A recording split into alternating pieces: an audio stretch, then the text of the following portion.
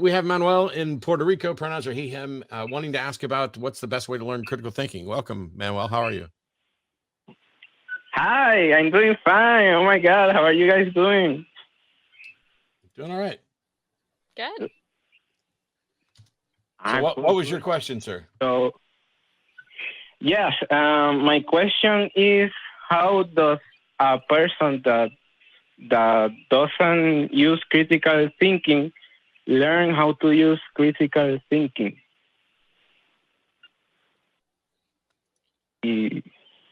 Yeah, I don't know if so that question. I don't think there's anybody who doesn't use critical thinking. It's just that some people aren't particularly good at it.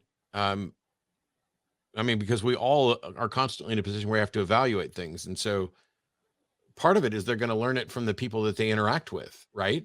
Like, if you say, "Oh, hey, I believe that the Earth is flat," and we say, "Well, why is that?" And you say, "Because I'm a critical thinker who's evaluated the evidence."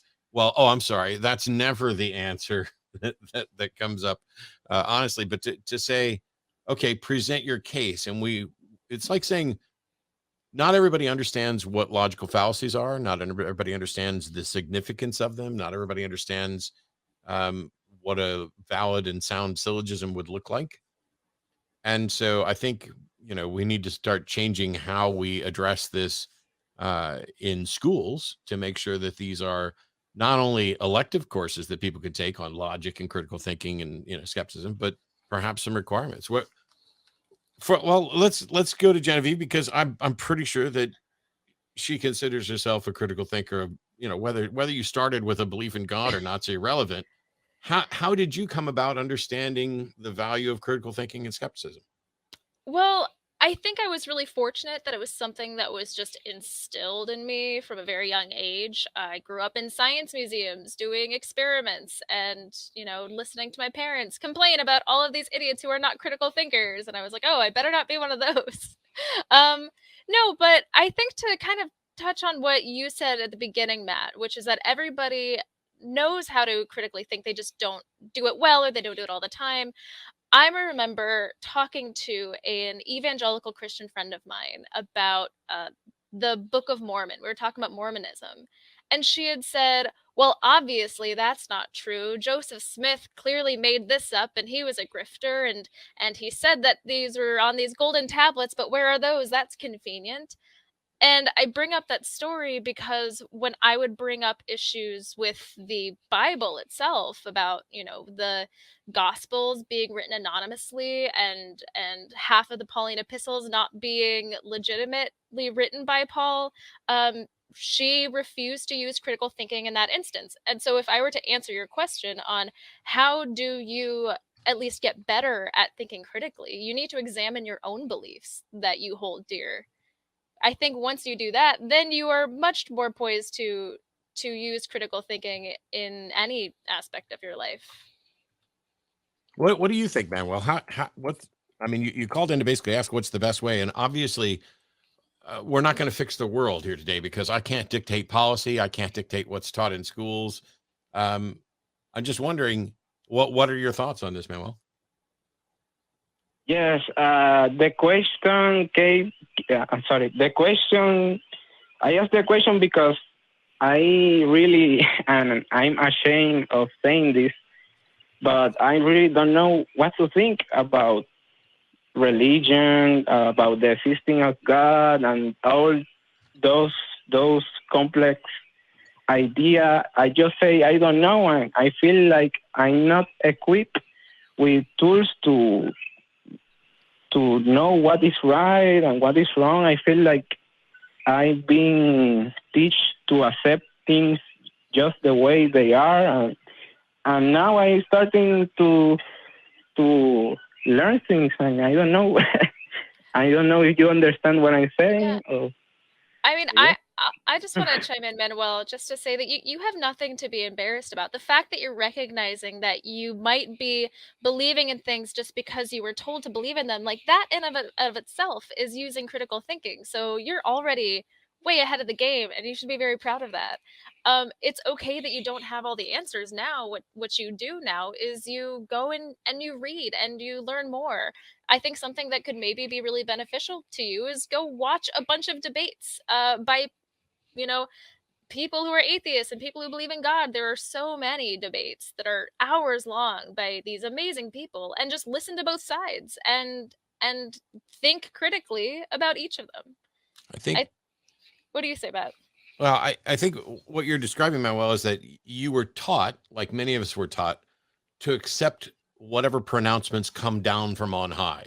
This is true because the teacher told you. This is true because the priest told you. This is true because your parents told you. This is true because a scientist told you. This is true because this book says so. And for each of those examples, we recognize your parents can be wrong, your priest can be wrong, a book can be wrong. I forget what my other examples were, but once you recognize that, we generally will rely on authority. And most of the time, it's probably a very good idea. If somebody says, hey, don't go around the corner, there's a fire there. Well, maybe there's not a fire there. Maybe they're robbing the bank on the other side and they're just trying to keep you away. But by and large, if somebody says, hey, there's a fire around the corner, they're probably trying to look out for you. And so what you need to do, and this is probably, I don't know, I don't want to make it out like I'm dictating what the basics of skepticism and critical thinking are, but you seem to have already got step one, which is I used to accept things because people told me. And now I've found out that those people can and frequently are wrong, and that alone is not a good enough reason. And so the next step, what some people end up doing is saying, oh, I'm not going to believe anything someone tells me. Well, that's a bad idea. What we should do is, you need to train your gut, well, your brain, but the gut reaction that your brain has to say, okay, somebody told me this. Is this thing that they're claiming, is it consistent with what I already know and understand about reality? And if not, then it falls into a category that makes it slightly more extraordinary than a claim that is completely mundane. And just keep asking yourself those questions and make sure that what you do is you say, I'm not convinced yet. And then maybe I'm kind of convinced, or I'm barely convinced, or I'm convinced, but maybe I realize there's a mistake here. And I mean, I'm just telling you what David Hume would say, which is the wise man proportions his confidence to the evidence. And so basically, if all you have to go on is somebody told me, well, you don't just dismiss it, because a lot of things are true just because someone told you. I mean, especially if they're about them and their identity and their thoughts. But you should say, okay, I'm going to accept this as a tentative fact, and I'm not going to put too much confidence in it.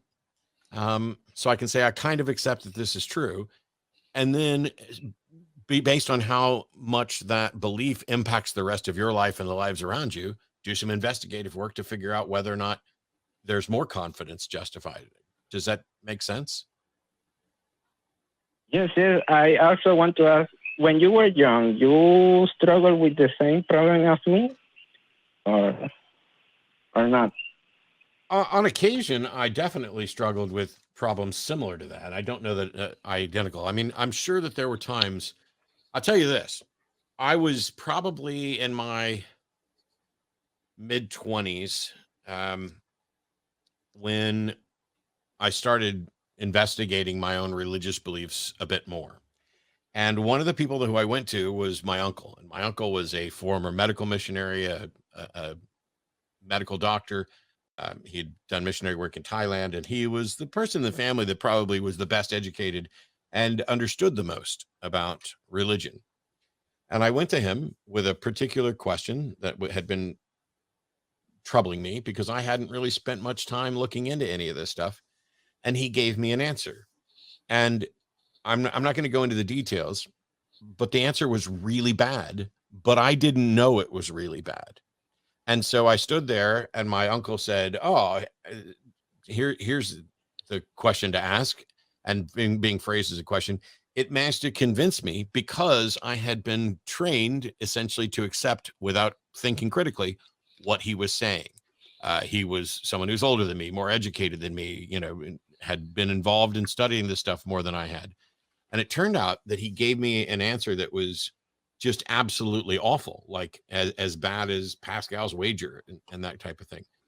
But because I didn't have the confidence to say, is that true? Do I have good reason to believe that? Is that actually an explanation? Or is it the type of thing that people say so that you stop asking questions? You know, is it more like a parent saying, because I said so, than it is, you know, when you say, why is the sky blue? Oh, it's blue because I said so. Well, that's clearly not true. I don't have any reason to think that your say so is what controls the refractive color that we see from the sky. But getting comfortable with saying, I don't know, is key. Getting comfortable with saying, I'm not convinced you know either, is critical too. Those two things together get you to where you can start asking the questions and finding better information. And for most things, if all you have is somebody told me, then probably at best you could just say, I can definitely believe somebody told me this and that somebody else believes it. Other than that, who knows? Yes, I often feel ashamed when I say I don't know to people because they think that I should know things and I just don't know, and I sometimes feel ashamed about that. Yeah, anybody who tries to make you feel shame for not knowing stuff should be absolutely embarrassed of themselves, and you are already you acknowledging your ignorance is vastly superior and more useful than them proclaiming their lack of ignorance. Yes. When you are on a debate, Matt, how do you keep your critical thinking when someone is being disrespectful to you or make you angry? How you do not let your emotions control your reasoning? I wouldn't say that I do. I mean, sometimes I do. Some days I'm going to be better at it than other days. And on the days where I'm better at it, it's because I instantly realize that any sort of personal attack from them is irrelevant to the discussion. Any sort of dismissal that they try to do of me on a personal level. I mean, I did a debate with Michael Egnor, who basically just sat there and called me stupid the whole debate, as if that makes his case, and it didn't. And so I managed to keep my composure, except for when I basically barked at the moderator for not, for allowing him just to trample, walk all over me and not answer the question. Other times I don't. And sometimes I don't think it's a good thing to just sit back dispassionately and say, oh, well, now they're making fun of me, so clearly they have no argument. Because you have to recognize that some people watching it are going to feel that that's a win. And you got to be comfortable with the fact that there are people who are going to think that you're wrong, that you're stupid, that you've lost the debate, that you're unreasonable before it begins and after it's over, no matter what you've said. And so all I can try and do is do the best I can at any given time. And I don't always get it right. And you won't either. So you have gained confidence in your way of thinking yourself. Mm-hmm. Yeah. And the more times you stand up and say, hey, I don't know what the answer is. How can we find out? And I'm not convinced that you know the answer is too. That's the one way to build confidence. Because if I say, I don't know, and you don't either, and you prove me wrong, now we've both learned. And now neither of us have to be wrong. Awesome. That is really good. And I really admire the way that you guys express yourself, because often I learn to question things. And some ideas I do not know how to express them, and I want to ask if I'm not being. Anyway, I like to ask how do you express your thoughts, your ideas in a way that people understand, and yeah, that's my question. Okay, I'm going to go ahead and let you go and let you listen to the answer offline. I'm going to let Genevieve start to address this, but Yeah, you're asking how do you express, how do you get better at expressing ideas in a way that people understand it? That's an interesting question. I Yes. don't know. I know the answer to it, but I appreciate the call, Manuel, and we'll try and answer it offline. Thank you. So obviously, you and I, Genevieve, we've both expressed ideas and we've been misunderstood at some point. What do you do to try to make sure that I've watched people who will always say, no, it's my fault. I must have explained it poorly and try again. And I understand that you're trying to be the bigger person and sometimes that works. But on some occasions, it's just that, no, I explained it as good as anybody's going to be able to explain it. And you just didn't get it. How do you try it? What do you do when you're sitting around trying to figure out a better way to explain something to someone? You know, honestly, it's really tough sometimes. Sometimes it feels like you'll explain something that is so clear and so well constructed and blatantly obvious, and they're still not getting it. And that's when you need to take a step back and think about their perspective and sort of get into their mind and think about what is the hang up from their eyes, and like what is it exactly that they're missing there. And sometimes that answer is going to be like, oh, you're kind of just an idiot and you're not listening to me, and that's that. And sometimes you can't really avoid that.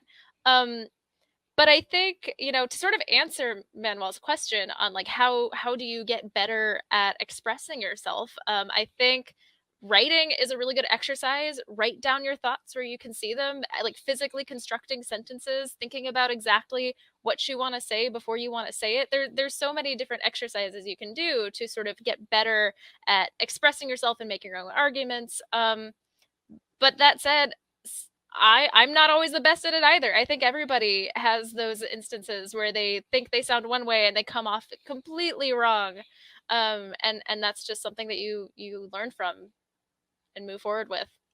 Yeah, it's if there was an easy way to do it, I think if anything, we've proven as a species that there's not an easy way to do this.